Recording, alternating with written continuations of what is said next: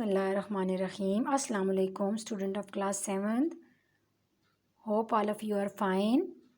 Dear student, previous lecture में हमने chemical symbol, atomic number और मैथ नंबर पढ़ा था और आपको साथ ही साथ पेज नंबर 34 पे जो टेस्ट योर सेल्फ है वो करने को दिया था नीट कॉपी पे।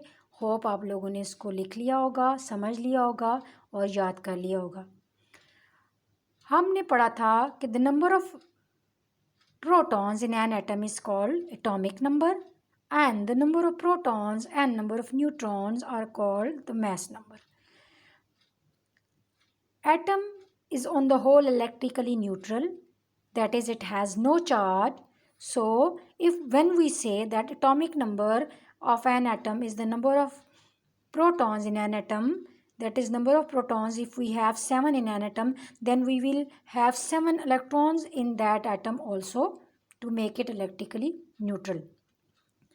Now let us come to the arrangement of these electrons in an atom, which is suggested by Bohr and Rutherford in his atomic model. This model suggests that electrons revolves around the nucleus in an orbit, that is these circular paths are called the orbits, and the arrangement of electrons in these orbits are such that specific number of electrons can only occupy these orbits. Suppose the first orbit can occupy maximum number of 2 electrons. तो अगर किसी atom में 3 electrons होंगे तो the third one will go to the second orbit. The first one occupy maximum 2 number of electrons. The second one occupy only 8 electrons, maximum number of 8 electrons, and the third one occupy maximum number of 18 electrons. However, elements में ये trend होता है कि वो जो outer most shell होता है उसमें 8 नंबर ऑफ इलेक्ट्रॉन्स होते हैं टू कंप्लीट द ऑक्टेट। इसे ऑक्टेट रूल कहते हैं। नाउ हम एग्जांपल्स की तरफ आते हैं। ये पीरियोडिक टेबल के फर्स्ट 10 एलिमेंट्स दिए गए हैं। फर्स्ट 10 एलिमेंट, जैसा कि हम पीरियोडिक टेबल में भी देख सकते हैं कि हाइड्रोजन जिसका एटॉमिक नंबर 1 है, that is number of proton 1 है, तो इसमें नंबर ऑफ इलेक्ट्रॉन्स भी 1 होंगे। इसी तरह नंबर 2 पे जिसका एटॉमिक नंबर, ये ऊपर जो दिए गए हैं ये एटॉमिक नंबर है सबके, ठीक है, ये सारे atomic number. Number 2 helium which has 2 atomic number, that is 2 number of protons, तो इसमें नंबर ऑफ इलेक्ट्रॉन्स भी 2 होंगे। जैसे जैसे हम फर्दर जाते हैं एटॉमिक नंबर इंक्रीज होता जाता है। लिथियम का 3 है, बेरिलियम का 4 है, सिमिलरली बोरान का 5 है, कार्बन का 6 है, नाइट्रोजन का 7 है, ऑक्सीजन का 8 है, फ्लोरीन का 9 है एंड नियॉन का 10 है। अभी हम इनको एज एन एग्जांपल देखते हैं। बाकी भी पीरियोडिक टेबल में आप लोग देख सकते हैं कि जैसे जैसे एटॉमिक नंबर इंक्रीज होता जाता है तो एक इलेक्ट्रॉन इंक्रीज होता जाता है। अब हाइड्रोजन टेबल में उसका सिंबल दिया गया है H है, एटॉमिक नंबर 1 है, that is number of proton 1 है, तो number of electrons ultimately will be 1 and the first shell will contain only 1 number of electron and second 0. अब ये देखें, ये जो सर्कल सा बना हुआ है ये फर्स्ट शेल है।